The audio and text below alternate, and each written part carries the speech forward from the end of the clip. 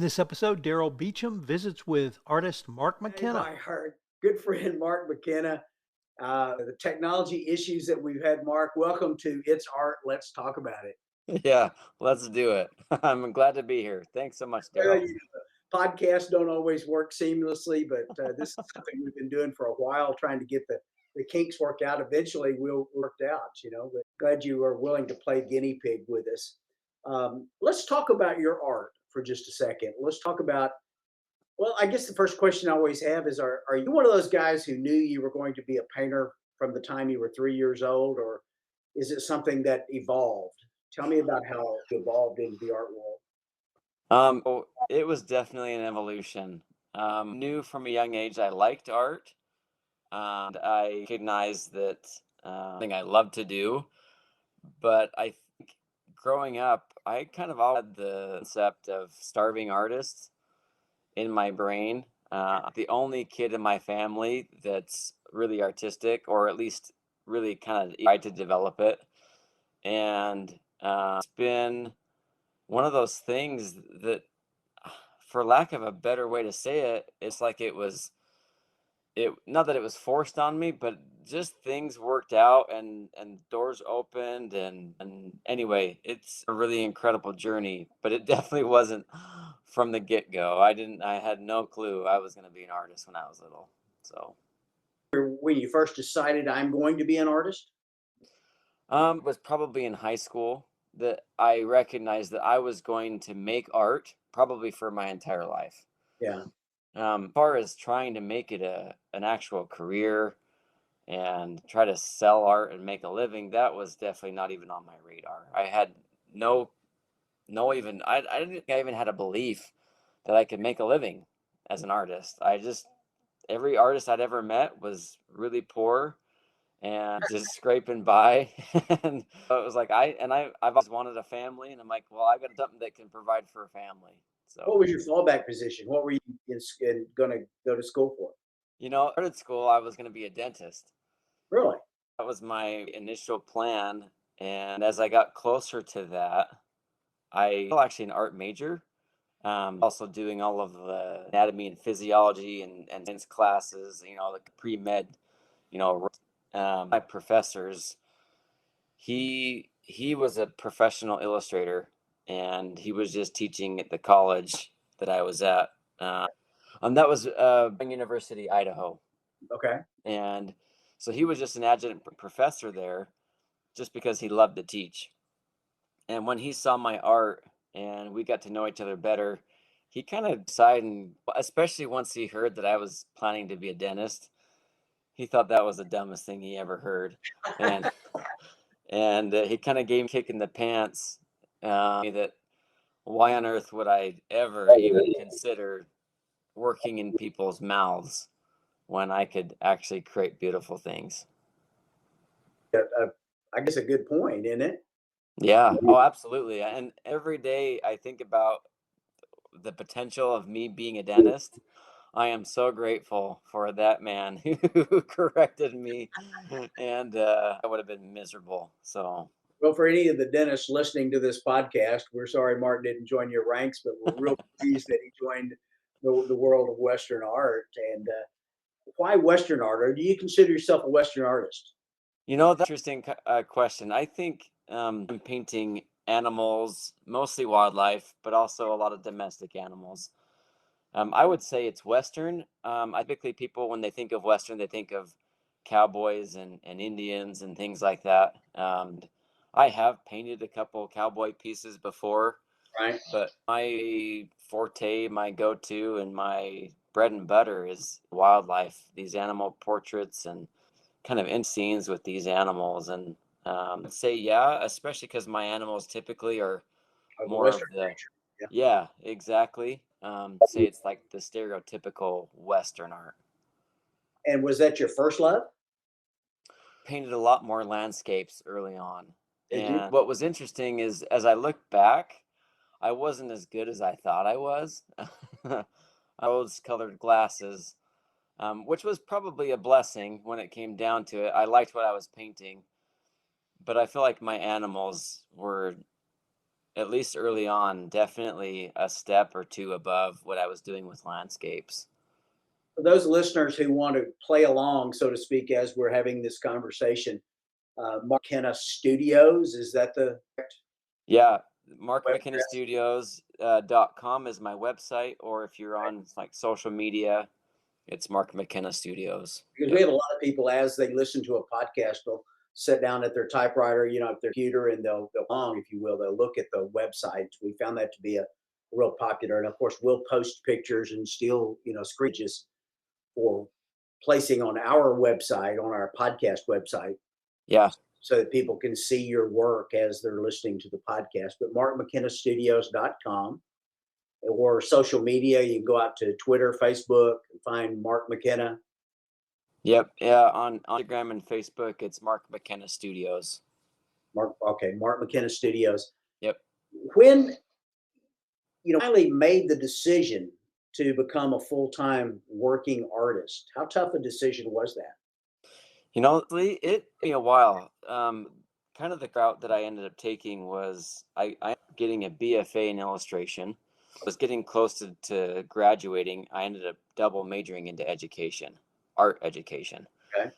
And it's actually where I ended up going first was I became a teacher, school art, a total of 8 years. And 7 of those years were in the Cody, Wyoming. I was at Cody High School, one of the 2 art teachers there, and it was awesome. That's a fabulous place for art. Yeah, exactly. So I landed in the Bill, perfect Cody, spot, yeah. an hour away from Yellowstone. So I have that wonderful resource of wildlife and Teton National Park.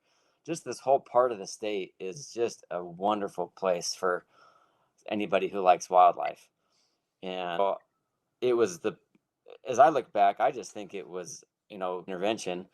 I placed right where I needed to be to get the inspiration I needed and a place where I could grow my career, very organic way without a lot of pressure. I wasn't worried about selling because I was making a living as a teacher. And I think it was, in 2013, I did a shop with Greg Beauchamp. And if anybody who's listening and knows wildlife art, they know Greg Beauchamp. Just a phenomenal painter and human, and that kind of became a mentor to me. And over the 5 years, really, it was from 2013 to 2018, I was building my art career ground. And it was in 2018, it was that 2017-18 year that I ended up that I quit after that. And so after working with Greg and that initial workshop and starting to go to shows and make connections, it was kind of an awesome roller coaster, but in a really good way. A really great trajectory. Every year just got better. And by the time I did quit teaching, it was actually pretty a smooth transition, I would say. Do you remember your first art show? The one that really kind of my eyes to being able to make a living was the one up in Great Falls, Okay. Montana, with Charlie Russell Museum. You're familiar with them, of course. Yeah. Yeah, and I went to the Heritage Inn and I brought like 6 paintings and I borrowed panels from somebody. And anyway, it was a whirlwind. My work was really well received, and I was really well received, Yeah. and I sold it. I was at the Charlie Russell in March in Montana, in 10, 11, before you were, Yep. there. But I know many of the same people that and you mentioned all the places, and yeah, I've been there, done that. So Yeah, yeah, I will give them props, if you will, or always for Great Falls puts on a tremendous art show. They really do, and the CM Russell Museum is dear to my heart, as you know. But they, they're the big dogs in the hunt. absolutely, and Immersed in that one. That was a good start. amen. And that really, back on that, what a blessing that was getting connected, because there's just so many artists and there's so many connections to be made there with galleries and it was just kind of like got my feet wet, but I just pretty much dove in from that point on. Met all the right people and every year it just got better there, and then I was starting to get introduced to to people who are involved in different museum shows. And anyway, it's been a pretty flippin' awesome ride. In addition to the Museum of Western Art here in Kerrville, we just sold one of your early pieces. The what was it? In the Limelight. The coyote in the limelight. Yeah. Limelight.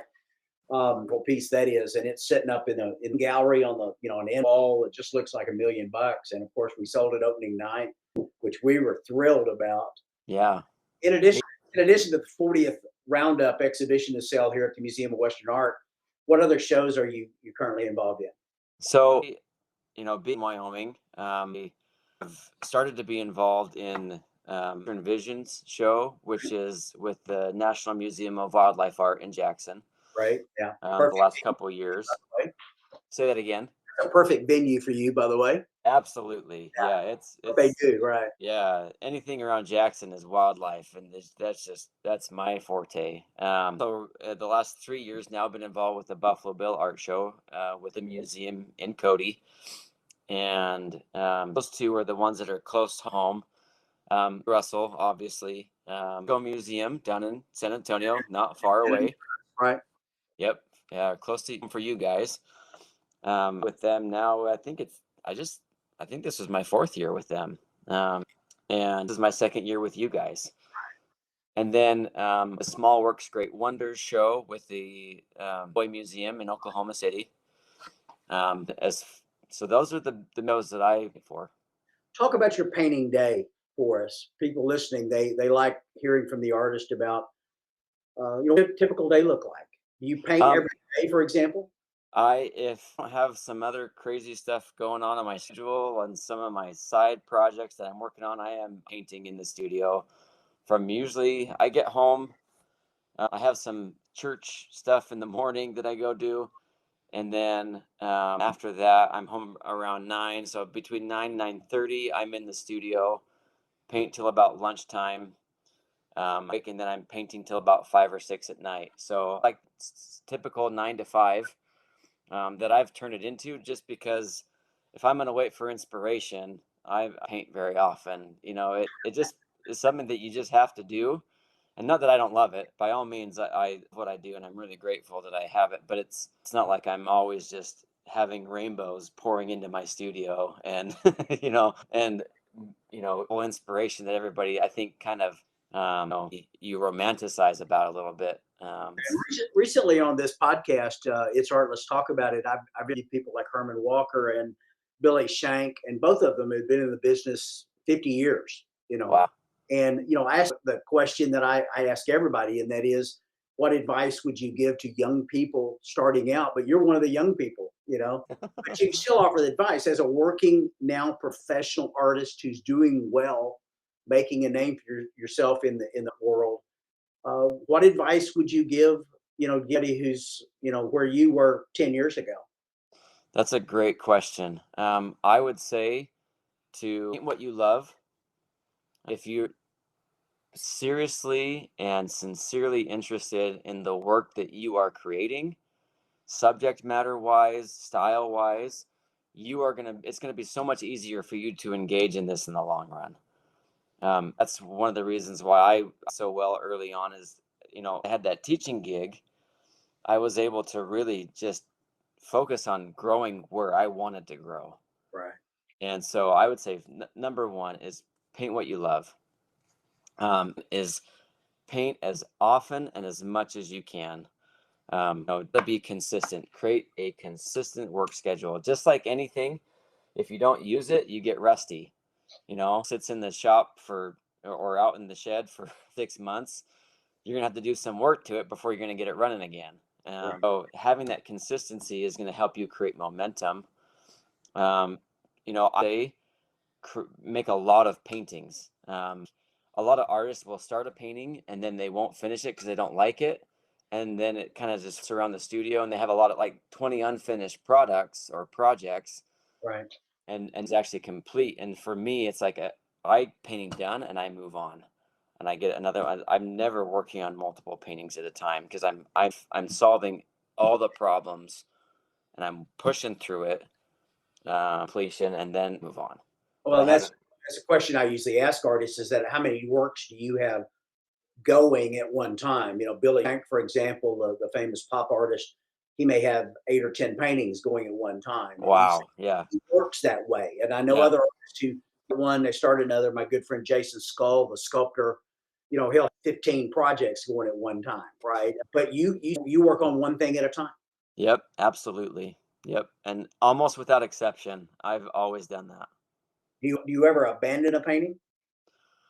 Been a couple. Honestly, I get to a point where it's like, okay, this is done. I will admit that there's paintings that I've destroyed after they're done. Not great. They're not my best work. You don't always hit a grand slam, and sometimes a knee to the middle of your painting, breaking it in half, or throwing it in the dumpster and light it on fire. That's therapeutic. Just take the scraper and just get rid of it, right? Yeah. Yeah. Our guest Yeah. today on It's Art, Let's Talk About It, is Mark McKenna, the Museum of Western Art here in Kerrville, Texas. And talk about mentors for a second. Let's talk about them. You mentioned, one of my favorite wildlife artists, and that's Greg Beauchamp. Pronunciation of names, but Right. not spelled the same. Yep. And it's all the time if we're related. And gosh, I'd like to be related to Greg, but he's one of those great guys. But talk about mentors and people who've helped you in your career. It's maybe time for a shout out here. Yeah, well, Beecham, hands down, has been more influential than anybody else. I up to a lot of artists, by all means, and I have a lot of people that I look at their work and I'm inspired by. But as far as somebody who's actually been that mentor role, Greg Beauchamp takes the cake. Did a workshop with him, like I said earlier. It was in 2013. It was my first wildlife workshop, and my work immediately jumped in quality. Right. There was a connection that I made with him, his work, his process, and it was so exciting to me because I was starting to work that I was starting to be thrilled with. The quality, the texture, the feel of my work just bumped up, significantly. And I was able to actually get one of the paintings that he did in that workshop. So I have it on my wall. It's in my studio here. And gave me his contact information. I had his email and his cell phone, and I not to abuse it, but I would ask him a question, and sometimes I get this response. It's like 2 pages long, where it's just giving me everything that he can even think of that's relative to my question or my issues. And he was just so generous and kind and just bent over backwards to me out. And I think he knew that I was a sponge. I was so ready to take everything and anything in that I could get from him because I was hungry. I was hungry for that success and that growth. But I think it was fun for him, to somebody Right. who excited about it, applying what they were learning. That makes sense as to why he might so generous. But I think I've heard from a lot of other artists that he's the same way, just super generous. And Yeah, and he's been painting a long time. It's 1970s, I guess, when right. when he came on the big scene. Yeah. And for our listeners who like to play along, I think it's G Beauchamp, BEECHAM.com. I'd have to look it up real quickly, but Greg Beauchamp, BECAM. Yep. Website, gbeauchamp.work, believe it or Yeah. not. Yeah. But he paints out of Boy, how do you say it? It's boys is how you say it in Wyoming. So Yeah. But any others that come to mind? I've Poppleton has become a really great friend of mine. And Cronenberg, Chad Poppleton, people that got into it, before I did. Right. And I've been able to make good connections. And Grant Redden, everybody knows Grant Redden. Sure. His boy stuff is just off the charts. I've been at a workshop or two with Grant. But as far as just being really close to some other artists, I would say Chad Poppleton, Joe Cronenberg, even Brandon Bailey. We've got some of the CA artists they're just good, generous people, good folks. And yeah, and all friends of the Museum of Western Art. We couldn't what we do without the Chads and the Brads, and those are just phenomenal. You mentioned workshops on several occasions. How important is a workshop, and do you still attend workshops? I occasionally. Down for sure. I've actually started to teach some a little bit, which has been pretty cool. I would say, you go to college. I'm not trying to bash on higher education at all, but a lot of art schools out there are just kind of, and especially when you're a realistic kind of painter and literal, world is so just out there. Well, and I spent a number of years in art school, degrees, and I don't think I heard one word, maybe a paragraph at the most, about Charlie Russell Remington, about the Western art world, the wildlife world that we live in. So much Yeah. tied to the Bankskis and the kind of impressionist art that we don't really live in. And there's That's so much. life, Yeah, yeah, it's so different. It's an odd world, and it's broad. And so for, little guys who like to paint things that look realistic and, something, yeah. right. It's just a whole nother world of learning that you can get at a workshop versus a lot of the university scenes. Now, I was really blessed and fortunate to be at BYU, Idaho. They had a very traditional program where drawing, design, composition, That's right. Yeah. yeah, very solid basis in the very traditional approach to art. And I'd have asked for a better foundation with, and then going to these shops where you're working with somebody who you love their work, you love their style, and you're trying not to just get a broad understanding of art, you're specializing in very specific things, and you're looking for specific things that where you're getting stuck in your work. And so for me, a workshop has been almost, times better as far as me getting solid, usable information that I can then apply immediately. Is at a university or college where it's much more broad and general, and you're learning great things, but it's not really honing in on you specifically and your different feel. What are some of the things that you know now that you wish you'd have known when you first got started? And I'll give you an example. A recent podcast artist said the answer to that question was, "Wish I had known more about business." I was solid in the arts, but I didn't know how to do a spreadsheet. Didn't know how to contact clients. I mean, kind of thing. Or I mean, is there something that you wished you'd have known Um, now? Yeah, I think there's a lot of ins and outs that I wish I would have known. I think, yeah, and I think it mostly has to do with kind of that business side of what's the best ways to market myself. Jump full into social media. Probably, I feel like I was like 3 years later than I should have been. Right. Jumping into social media, and I felt like even some of the logistics around framing a painting and hardware of how to hang a painting and the wire systems, I felt like I was reinventing the wheel, and I did a lot of dumb things trying to figure it out. Right. And could end up falling off the wall because my anchors are garbage, and Funny, we get works here at the museum, and we flip them over. We examine them and look at them, and I don't know, 2 or 3 times out of 10, we replace the wire. Right. yeah, Put it on the wall just to watch it fall off, especially right, young artists. So they can learn that with them. How yeah. important is framing to you? It become massively important. I think, a lot of, especially when they're starting out and then they're not making a lot of money, they're like, well, what's the best thing I can find? And frame can really just really do a bad thing to your work. And, it's cheap where, if it's rickety, it's going to fall apart. That's not professional. Um, that relatively early, fortunate to have some artists who were friends that were like, "Hey, Mark, like, be honest with you, like, Time you to need up your game in you need to framing. up your quality on your frames." And it Yeah. was the best. It was the best advice they could have given me. Grateful, and honestly, I think so many people they don't take criticism very well, and I felt like for the most part, I've been able to receive good constructive criticism really well, and that was one of the. I was so grateful for that feedback. I started to hear first.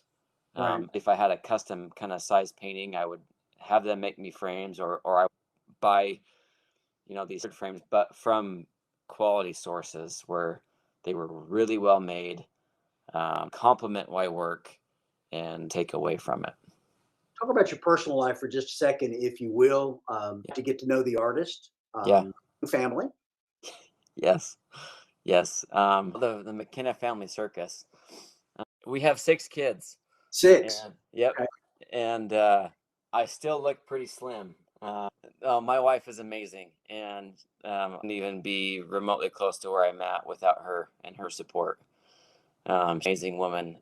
Kid, is 15, and our youngest is 2, and so it's a pretty broad spread. We have high school, middle school, elementary, preschool, and so it's like we've got the full gamut. When do you have time to paint? Yeah, my wife's amazing. Yeah, I hear that a lot from artists, as far as Charlie Russell. Nancy, who held his world together. Yep, I think that's real important in the art world and general in family life in general, is have a great partner that you trust to help get all the other stuff done while you do what you're supposed to be doing. So, that is absolutely the truth, and I struck gold. I really did. any children interested in art?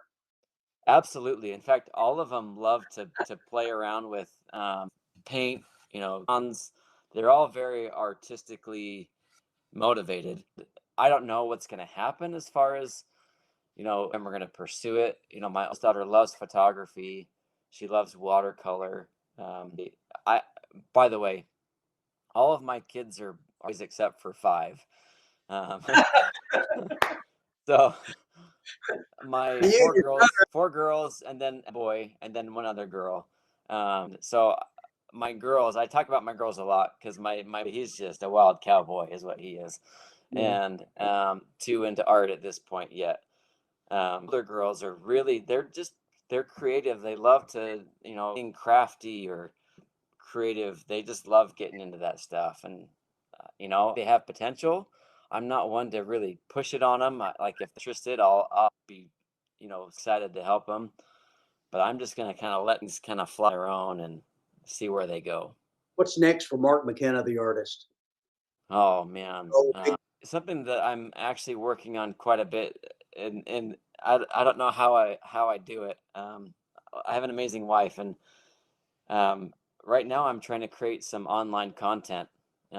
Obviously, I'm always I've got paintings in line for those lined up and things like that, and I try to schedule those out as best as I can. Meantime, I'm trying to create some online content. I've created a course for artists that's all about Photoshop, okay. teaching artists how to utilize that resource when they're manipulating their prints material. A phenomenal tool that a lot of artists don't know enough about. And I'm creating this. It's kind of getting under one umbrella, but the rest of the course is going to be focused on painting processes, of oil painting, and my process of painting, the way that I lay down the paint and use the palette knife and build up texture, kind of my approach, and then also kind of finish work like framing and shipping and kind of some of those logistics that a lot of artists don't think about or hear about in their education, and then also a little bit of business. I run my business, you know, keeping records and making connections and, people on an email list Right. and approaching social media. And so, aspect will be a little bit of camera basics. Well, to use a camera, and especially I would say, art that are a little bit older than I am that haven't been around digital cameras a whole lot. It's just kind of some basics to let you just start to get into it and use it without being afraid of it. You know. Yeah. Well, sounds like you've got a full life, uh, a Yeah. full career ahead of you. Thrilled here at the Museum of Western Art to have you as part of our world. We hope you'll continue that relationship. Absolutely. Next, our Roundup exhibition has been moved to April. You are aware of that. Oh, that's right. Yeah. Yeah, so get painting now, young man, because we want you in that show. And I will The tell web. you, when friends and staff were voting for works, your piece, the coyote that pulled for you, was one of the 3 or 4. Oh, people selected. They just Oh, absolutely, that's an honor. That's so cool. Thank you people for were sharing voting that. for it. That's so awesome. The Pace Choice Award was won by Rachel Brownlee, but you were in the running there with it. It was one of the, it's fun to watch. Rachel's a new artist, a young artist, I guess I would say. Especially compared to some of the old, people who are in my shows. But yeah, we appreciate your support of what we're doing there. Wish you nothing but the best. Let's remind everybody again about your website. How do Yeah. they find out more about you and your work, and they like the work? How do they buy it? Oh, that's perfect. I would say, um, I'm if I have an available painting, it's on my website. Okay. Um, you'll actually get first glance will be on social media. So if you're on Facebook and Instagram, those Yeah. are my two go-tos as far as social media goes. Right. Immediately there, and then I will typically almost within the same day will post onto my website. I always, if it's available, I typically just say it's available. Prices are on my website, or if you want to send me a message, you can prices. And that's markmckennastudio.com. Yep, markmckennastudios.com. Studios, plural. Got Yep, it. yep. What And involved in galleries? I work with a gallery in particular in Jackson Hole, Wyoming. It's Astoria Fine Art. Okay. And they're right there on the square. Great gallery. They're wonderful. They work a little bit with the Illume Gallery up in Phillipsburg, Montana. Right. Point, it's more we're just trying to test the waters. So as far as Astoria goes, they're the ones that I would say is my main gallery. Is it safe to assume that in the next year we're going to see your works in Great Falls, Montana, Yes. Kerrville, Texas? Yes, sir. Where else? Briscoe in San Antonio. So in March at the Briscoe. Yep, exactly. In Jackson, the Wildlife Museum there. They invite me back. The Buffalo Bill Art Show in Cody. Right. And other than that, those are kind of my ones that are at least I think are guaranteed at this point. So if anybody wants to know where they find your work, go out to the website. You have a listing of all your shows that are coming up, the works that are available. And we want people to go out there and enjoy the beautiful wildlife art, Western art of Mark McKenna. So we appreciate you taking the time today, Mark. Oh man, thank you so much, Darrell. It's such an honor, and really, like, you guys are doing an incredible thing, and your museum is phenomenal. And I'm thrilled to have met you in person and to interview and to associated with you guys. It really, our cast is being watched, listened to by more people than I ever thought possible. If you want to tune in to listen to me talk to anybody, right. It's available on the Texas Hill Country Podcast Network. A link available at the museumofwesternart.com. We encourage people to forward it to their friends and families, and when it comes out, I know it's going to be popular because everybody wants to hear about Mark McKenna. Oh shoot. Crazy, but thank you. We appreciate you taking the time today. This has been It's Art. Let's talk about it, a podcast of the Texas Hill Country Podcast Network and the Museum of Western Art in Kerrville, Texas. We encourage people to come on out and see the lovely work of Mark McKenna hanging on the walls here at the museum. Watch for his work on markmckennastudios.com. And Mark, thank you for taking the time today. We appreciate it. Thank you, Darrell. Have a good one. Thanks. Appreciate it. Yep. This is Tom Fox again. I hope you've enjoyed this edition of It's Art. Let's talk about it. If you've enjoyed this podcast, I hope you'll subscribe, rate, and review wherever great podcasts are listened to. It's Art. Let's talk about it is a production of the Texas Hill Country Podcast Network.